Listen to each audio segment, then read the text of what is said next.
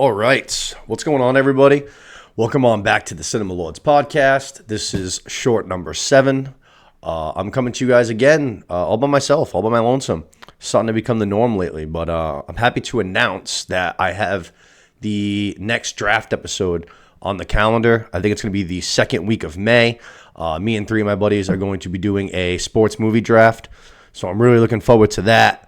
I think it's going to be a lot of fun, and I'm looking forward to the chance of having a little bit of redemption for the Harry Potter draft, which was the last one that we did, which was an absolute nightmare. I'm sure some of you guys probably checked that out. It was really, really awful. So happy to have the opportunity to get a little bit of redemption there. So be on the lookout for that in a couple weeks.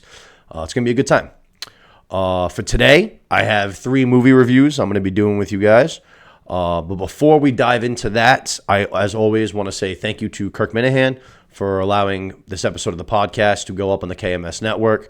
It always means a lot. I'm always very appreciative because, it's just a great opportunity for more people to see the show. And I just appreciate it a lot. While we're on the topic of KMS, the last time I was in studio and talked to you guys was, I think, 2 days before Portland or 3 days before Portland. And I just want to say I had an absolute blast. I mean, it was such a great show. Kirk was amazing like he always is. I think that this was either my favorite live show or my second favorite live show behind the Wilbur. But they were both so good. It's like it's 1 and 1A, whichever one is, what I thought the better. But recency bias, I'm going to have to go with Portland. But on Friday night was also awesome at Gritty's. I was able to meet a whole bunch of Minifans like myself. It was so great. I got to put a lot of faces to names or to Twitter handles. Everybody I talked to was super nice, super friendly. Met some awesome people. It was really, really cool, and I look forward to the next one, and hopefully, I think Saco, hopefully over this summer. But thank you, Kirk, again for that, because that was great. From there, let's get into our topics for today. We're going to be doing 3 movie reviews, like I said. First up, we're going to be doing Live Tonight with the Devil.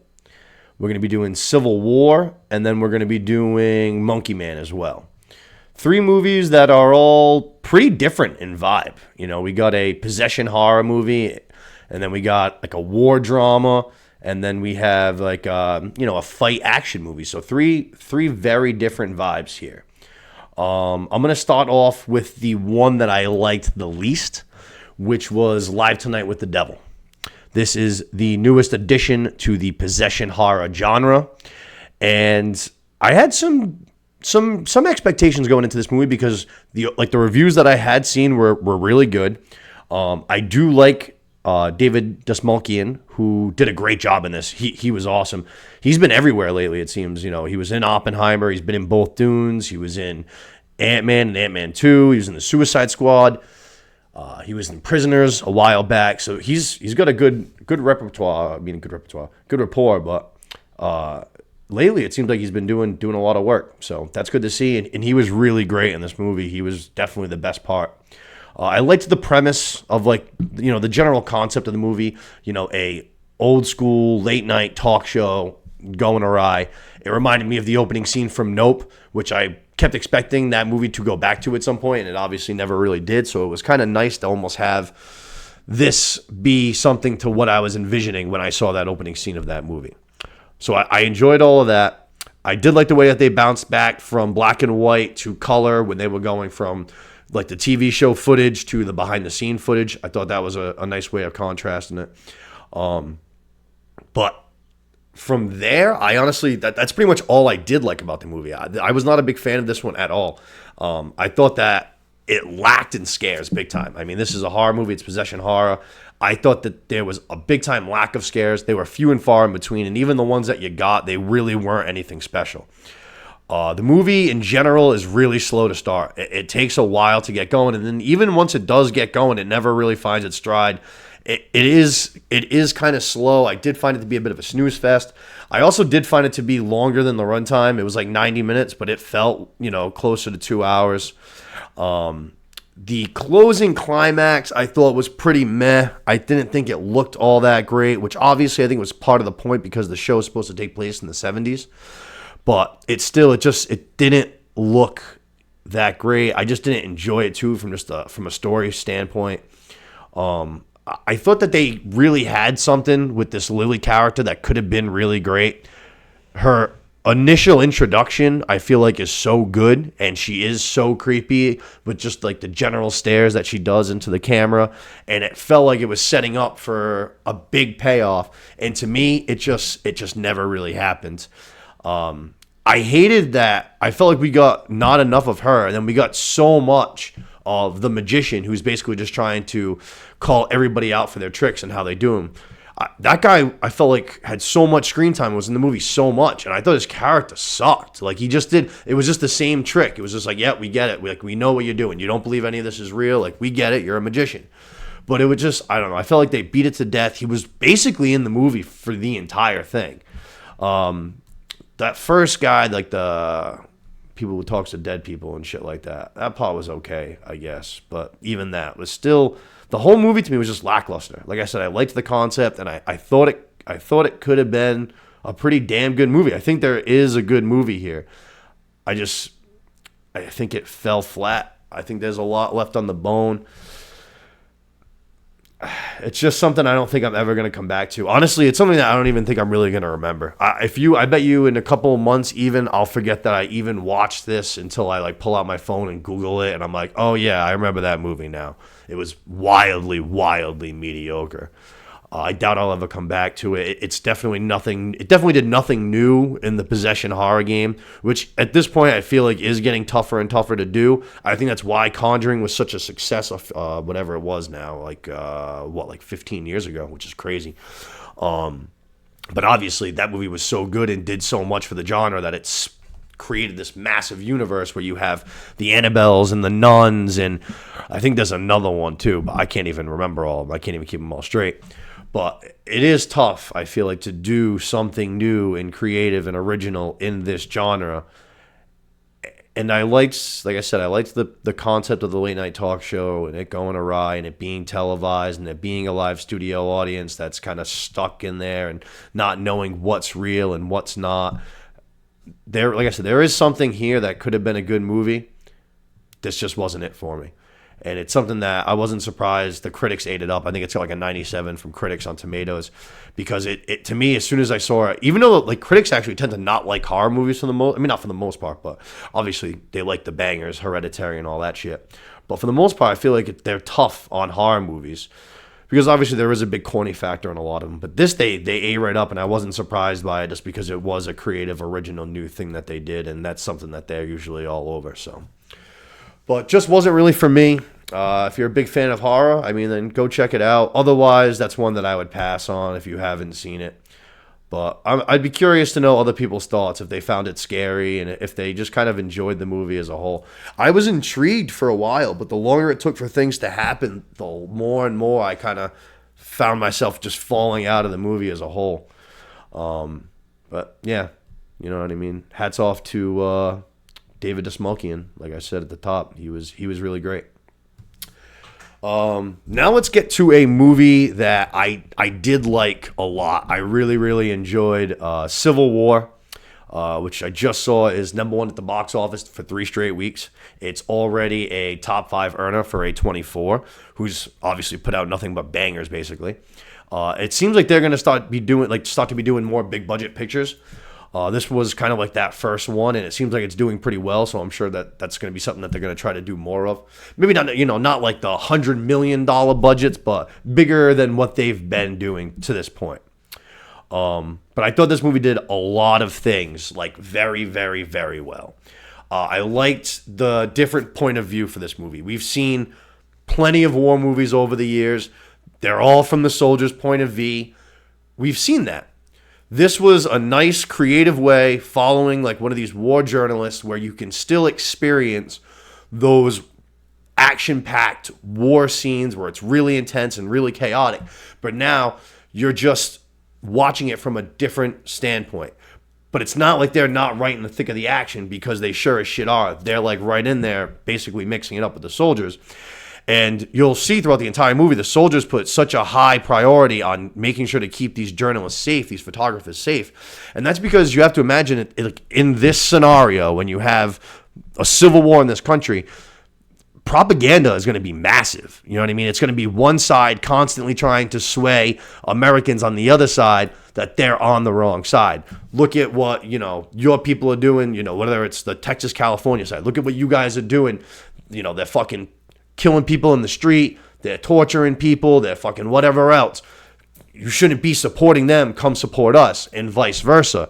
So it was crucial to have these photographers and journalists make it back from these missions so that they can share their shit with the media, they can get it out there, and they can start trying to sway Americans to their side and kind of, put down the other side, and etc.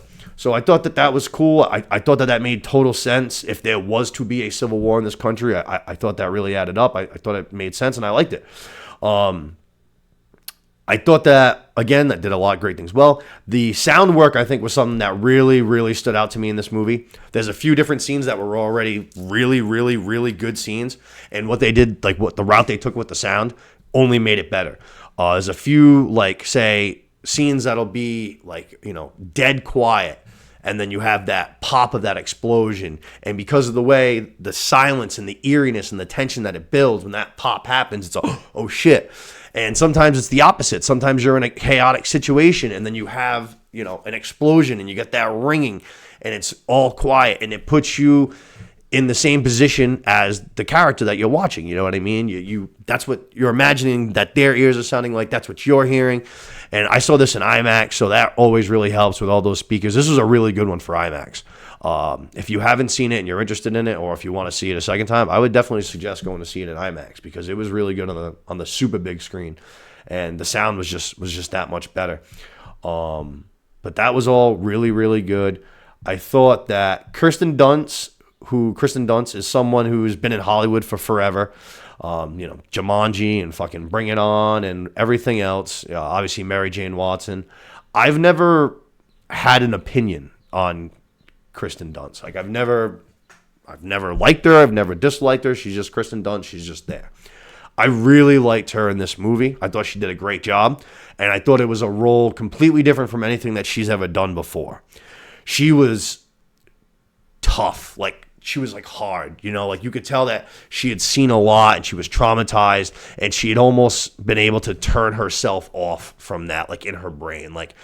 She had seen so much. She couldn't be taken aback by anything at that point. She was just, like I said, she was such a hard person at that point. And I thought she did a really good job in that role. And like I said, it was something that I've never seen her do. And I thought she did a great job. And she still showed signs, obviously, throughout the movie a couple of times where she still has that little bit of humanity down deep inside of her, even though, like I said, she's seen so much horrible shit and just the awfulness that people can create in the world. And she still wasn't 100% broken. There was still a little bit deep down that she was able to hold on to. But I thought she was great. Jesse Plemons, who's always awesome. I love Jesse Plemons. He's fantastic. He took this role on a very last minute notice. I guess whoever was supposed to do it fell out. And Kristen's like, yo, my husband can do it. And they were like, great, let's have Jesse come in. And while it's a small role, he's only got one scene in the movie. Yeah, pretty much one scene. Excuse me. Well, he has basically only one scene in the movie. I would say it's probably the best scene in the movie. It's high intensity. It's stressful to watch. He does such a fantastic job as an actor of making the viewer feel uncomfortable. He does it in this movie. Even in a comedy movie that's totally different, I thought of his character in Game Night, where he's the cop, the neighbor next door, who just wants to be in with the rest of the gang. And obviously he's very lonely because he has no wife. And the way he talks in that movie, and he's always watching, and he knows that they're lying all the time. It's the same kind of thing with that. The discomfort that he creates is awesome. And I think it's something that's really hard for other people to recreate. There's definitely a few people that really nail it, and that's why they, I think of Anthony Hopkins in Silence of the Lambs, stuff like that, even though he's on the screen. Actually, similar situation. He was on the screen for, I think, 12 minutes in that movie in total, and he just creates this fucking eerie sense of discomfort just watching him. And it's a great performance. Like I said, probably the best scene in the movie. But even if you're expecting a big war movie, because I feel like that's what the trailer kind of made it out to seem a bit, you're still going to get those scenes. Don't think that this is free of those. You're still going to get those war scenes. You're going to get the action and the explosions and all of that, just from a different viewpoint. And I thought it was creative. I thought they did a good job, and I'm excited to see what A24 is going to do. I'm always excited to see what they're going to do because, like I said, they put out so many good movies. I'm excited to see what they'll do when they start pumping more money into these projects. If the quality stays the same, I mean, it's going to be awesome. The only thing that they can do is become bigger and better. So overall, I would say I'd go with like a hard B, maybe even a B plus for this movie. This was, I really, really enjoyed it. I took my girlfriend with me. She really enjoyed it. So something I think everybody will kind of like. Or at least, I'm saying men, women, whatever. I think, everybody can kind of like this movie. So, like I said, if you haven't seen it, check it out. And if you have, like I said, and you want to see it again, go check it out in IMAX. It was really good in IMAX. I'm going to go B+, hard B+. From there, let's get into our last review. Monkey Man. I had virtually no idea what to expect coming into this movie. I read the synopsis, I checked out the trailer, and I kind of just got the impression that it was going to be like boxing, MMA, like, hand fighting, combat kind of movie, something like that. And what I got was so much more. I was thrilled. We got a good old-fashioned revenge tale, which is easily one of my favorite types of storytelling in the world. And this was a fucking damn good one. It was intense. It was brutal. It was bloody. It was violent. It was fucking shot beautifully. I loved fucking some of the camera work in this movie. But it is directed and starring Dev Patel, who I think most people will know from Slumdog Millionaire. He did a great job in both areas of this movie. I'm pretty sure he also helped write it as well. I'm pretty sure that this whole thing is pretty much his movie from the ground up. But he did a fantastic job. He also got pretty ripped up for this movie at one point. I mean, he's like ripped up like he is. He's very, very, very skinny, but he is ripped. Even if he is, skinny, he doesn't have a lot of meat on the bones, but he got in damn good shape. But like I said, intense, brutal, bloody, a lot more than I expected. Much more than just a MMA combat kind of movie. This was almost like fucking John Wick. This was, that kind of shit. This guy, by the end of the movie, becomes a bad motherfucker. And it took a lot of ass whippings for him to get there. I mean, this guy got his ass beat for this entire fucking movie pretty much until the third act. And then he finally gets some revenge. But this dude takes a fucking beat in this whole movie. But he just keeps getting up, just keeps moving forward. As fucking Rocky said, just keeps moving forward. He can't be stopped. So you got to admire the heart in this kid. I thought his character was really, really great. Like I said, I thought they shot the fuck out of this movie. I thought that they did a bunch of unique, creative camera angles that you wouldn't normally see. Even if it was an action or something that you've seen in other movies before, this guy walking down the hallway in a violent manner or an aggressive manner, something that you've seen 1,000 ways before in a movie, they would do it in a creative, unique spin from a different angle that you hadn't seen before that was good almost all the time. The fight scenes are fucking unbelievable. You see every single motion, movement, throw of hand, leg, block, everything. And they do it without slow motion, so fuck you, Snyder. But the fight scenes, man, you feel every punch. It reminded me a lot of like Creed 3. I felt the same way about. I thought Jonathan Majors. I thought Michael B. Jordan did a great job directing there.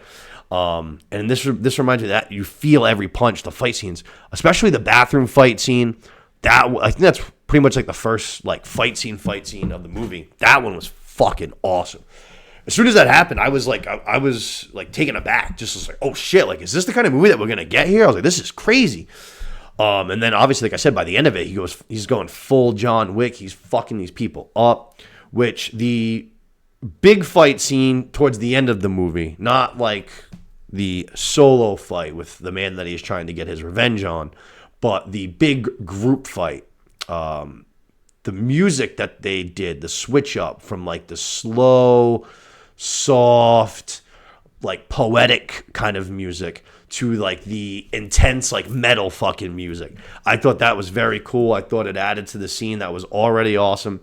I thought it made it even better. Just like I said with Live Tonight with the Devil about how that one felt longer than it was, this one I actually thought felt shorter than it was. This one was like 2 hours, pretty much to the dot. And I thought it felt a little bit shorter. I thought for the most part it went by very fast. There's a little tiny slow point in the middle where it drags just a bit. But once you kind of get that feeling of, okay, this is dragging a little bit, it ends pretty much right then and there. And then you're back into the thick of things. And from there, you get that awesome training montage for those who have seen it or those who haven't seen it. You're going to get an awesome, awesome, awesome training montage. Again, another thing that you've gotten in a bunch of movies before, so it's hard to make it totally unique. But I liked what they did with this one, and it was mostly because of the drummer who's kind of setting the tone and the pace for all of his workouts. He's there every single day, banging on that drum the entire time.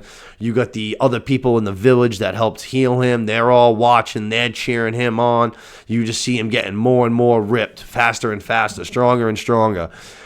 He's doing some Mr. Miyagi type of workouts, with the holding of the buckets and the water and shit like that. I liked the training montage a lot.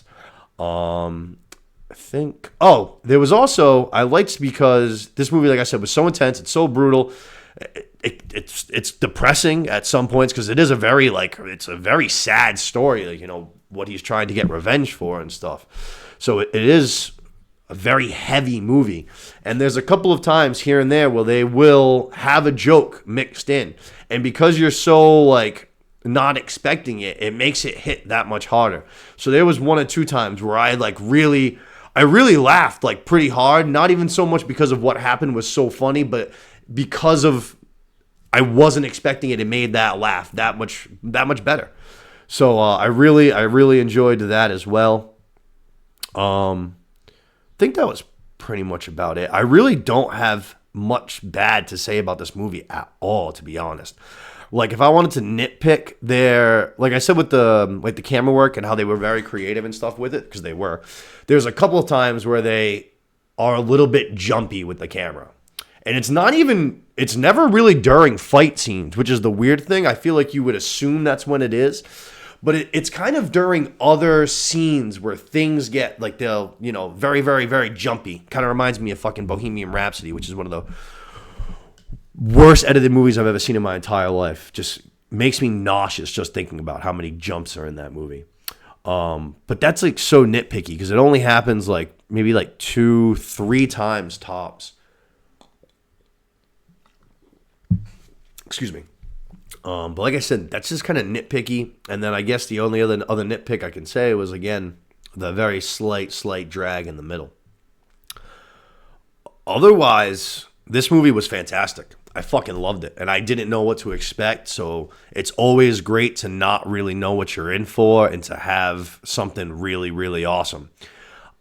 Even though it is only, the end of April and we have so much of the year going forward, I think that this is probably going to end up being in my top 5 favorite movies of this year. Obviously, I could be wrong. Hopefully, I am wrong, because if I'm wrong, that means that we're going to get a lot of good shit for the remainder of this year.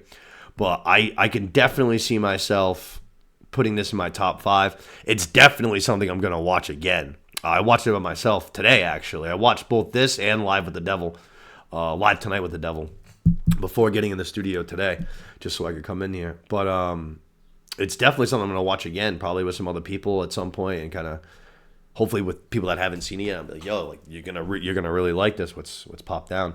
Hopefully with my girlfriend at some point. I think she'll definitely like it too. She's into the all the action and violence and bloodshed. So I would go.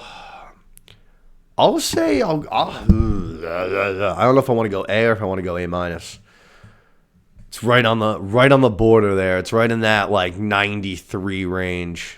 So you know what? Instead of giving an A or A-, that's what I'm going to do. I'm going to go numerical for that one. I'm going to go 93 out of 100. It's really, really good though. Like I said, definitely something I'm going to come back to. If you haven't seen it, go check it out. It's not on streaming yet, I don't believe, but I'd have to imagine it's going to be coming soon because I think its theater run has ended. I think you can buy it on YouTube already too. I think it's $19.99 if that's something that you're into. But that's usually a sign. I think that's going to be coming soon anyways. But that pretty much wraps it up for our 3 movie reviews.